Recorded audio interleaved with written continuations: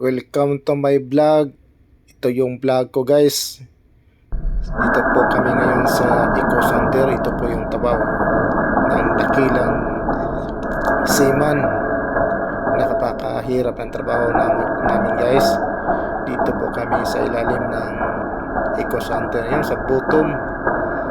Ito po yung trabaho namin. Nagsira po kami ngayon sa manual. Tapos na po kami sa trabaho namin. Thank you sa kasama ko, si Ibi Bakir,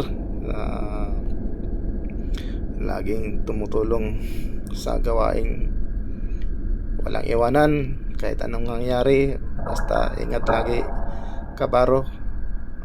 Alam kong ginagawa natin para sa ating pamilya. I salute to all the seafarers. Alam kong napakahirap ang sitwasyon natin, lalo na sa trabaho natin malayo. Nandito na lahat ng mga sakuna sa trabaho natin, yung bagyo, alon, stress, pressure sa mga kasama. Lahat na dito sa trabaho sa barko. 1:10 kami dito, guys. Napakahirap maging isang dakilang seafarer. Sa lahat ng mga baguhan, mag-aral kayo ng mabuti.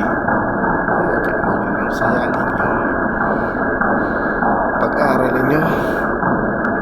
Kayong kagaya sa amin na ratings. Mag-aral kayo mabuti, guys.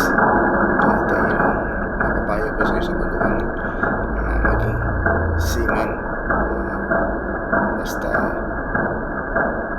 mag-aral ang mabuti. Salamat po sa panonood ng video to.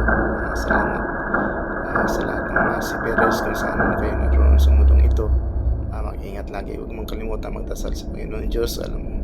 Alam po natin na ang trabaho natin napakadelikado. Salamat po sa lahat ng nagtiwala sa amin, nagsuporta sa amin.